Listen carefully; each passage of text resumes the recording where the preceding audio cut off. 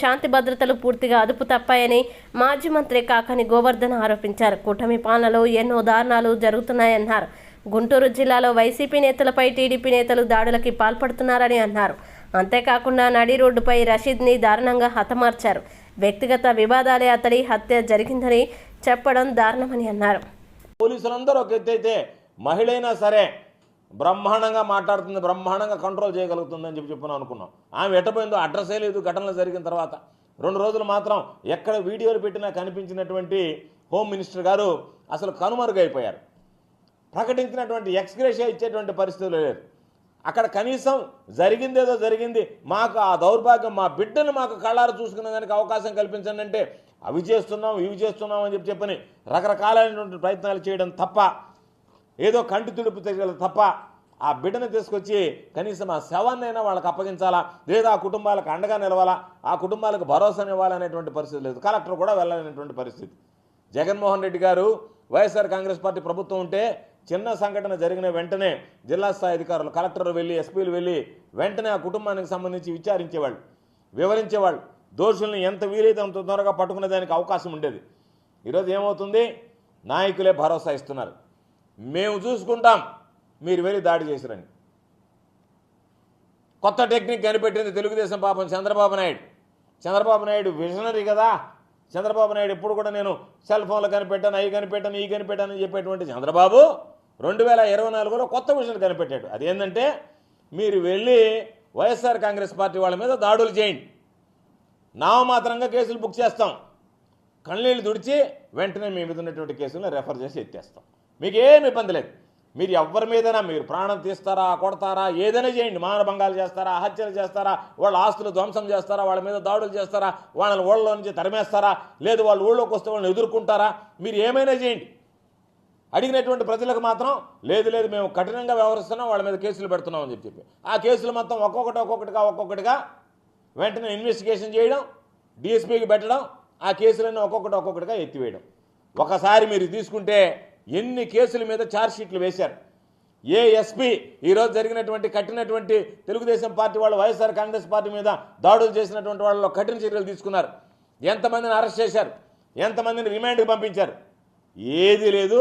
ఇవన్నీ కూడా శూన్యం కాబట్టే ఈరోజు పెట్టలేకపోయేటువంటి పరిస్థితి ఏర్పడి రాష్ట్రంలో ఎన్నడూ లేనటువంటి విధంగా శాంతి భద్రతలు ఎవరో చెప్పారు. ఈరోజు మాకు పాత రోజుల్లో పెద్దవాళ్ళు చెప్పేవాళ్ళు బ్రిటిష్ పాలన గురించి, మాట్లాడితే కాల్ చేసేవాళ్ళు, మాట్లాడితే చంపేసేవాళ్ళని. అసలు ఈ రోజులతో పోల్చుకుంటే ఆ రోజులే బాగున్నాయని అనిపిస్తుంది. విన్న ఆ రోజులే, చూసేటువంటి ఈ రోజుల కన్నా బ్రిటిష్ పాలనలో ఉండేటువంటి రోజులే బాగుండేవేమో అనేటువంటి పరిస్థితి మాకు కలుగుతుంది అనేటువంటిది మాట్లాడుతున్నారంటేనే 40 రోజుల్లో ఎంత ఘనకీర్తిని మూట కట్టుకున్నాడో చంద్రబాబు అనేటువంటిది ప్రత్యేకంగా చెప్పాల్సినటువంటి అవసరం లేదు. ధైర్యం ఈరోజు ఏముంది, ఏది ఏమైనా కానీ కేంద్రం జోక్యం చేసుకోదు. ఎందుకంటే కేంద్రంతో మాకు అపారమైనటువంటి పరిచయాలు ఉన్నాయి, కేంద్ర ప్రభుత్వమే మా వల్ల నిలబడింది కాబట్టి ఎన్ని అవాంఛనీయ సంఘటనలు జరిగినా, ఎంత శాంతి భద్రతలకు విఘాతం కలిగినా రాష్ట్రపతి పాలన లాంటివి విధించేటువంటి అవకాశం లేదు. కాబట్టి మేము ఎవరికీ భయపడాల్సినటువంటి పని లేదు.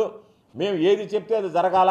మేము వైఎస్ఆర్ కాంగ్రెస్ పార్టీని తుదముట్టించాలి అంటే వైఎస్ఆర్ కాంగ్రెస్ పార్టీ నాయకులని ఈరోజు ఏరిపారేయాలా, వాళ్ళని తీసేస్తే, వాళ్ళని చంపేస్తే వైఎస్ఆర్ కాంగ్రెస్ పార్టీకి సంబంధించి బలమైనటువంటి నాయకత్వం లేకుండా పోతుంది అనేటువంటి ఓ దుర్మార్గమైనటువంటి ఆలోచన నాకు భయం వేస్తుంది ఈరోజు. ఎందుకంటే తెలుగుదేశం పార్టీ, నేను చాలా చెప్పా, ఎన్ని అత్యాచారాలు జరిగాయి, ఎంతమంది ఆస్తులు దాడులు జరిగాయి, ఎంతమంది చచ్చిపోయారు, ఎంతమంది ఊళ్ళు వదిలిపోయారని.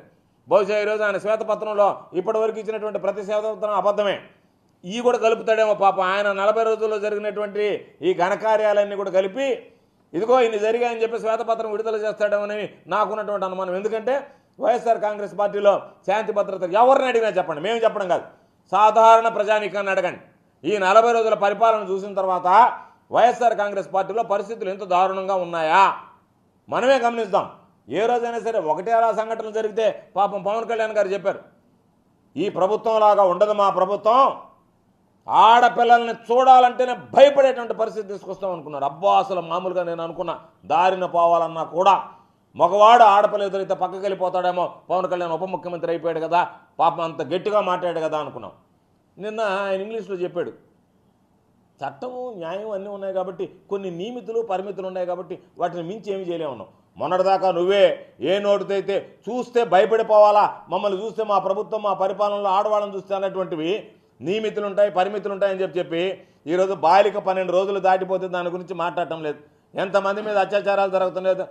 ఫోను సెల్ ఫోన్ తీస్తే సోషల్ మీడియాలో కానీ న్యూస్ ఛానల్స్ పెడితే భయం ఏంటంటే అత్యాచారమే, మైనర్ బాలికల మీద అత్యాచారం. ఎన్నడూ లేనటువంటి సంస్కృతి, ఒక విశ్వ సంస్కృతిని ఈరోజు తెలుగుదేశం పార్టీ ప్రభుత్వం, కూటమి ప్రభుత్వం ఆంధ్ర రాష్ట్రంలో ప్రవేశపెట్టిందని చెప్పి ఈ సందర్భంగా తెలియజేస్తున్నాను. కాబట్టి ఈ 40 రోజుల్లోనే ప్రజల్లో ఈ ప్రభుత్వం అనుసరిస్తున్నటువంటి విధానాలు, శాంతి భద్రతల విఘాతం పట్ల తీవ్రమైనటువంటి ప్రజా వ్యతిరేకత ఉంది. కాబట్టి ఇటువంటి సందర్భంలో తెలుగుదేశం పార్టీ గేమ్ ప్లాన్ ఏదో ఒక విధంగా భయపెడితే వైఎస్ఆర్ కాంగ్రెస్ పార్టీకి సంబంధించినటువంటి వ్యక్తులు బయటకు రారు, వైఎస్ఆర్ కాంగ్రెస్ పార్టీ నిర్వీర్యమైపోతుంది అనుకున్నారు. నేను మరలా చెప్తున్నాం, వైఎస్ఆర్ కాంగ్రెస్ పార్టీ శ్రేణులు ధైర్యంగా ఉండండి.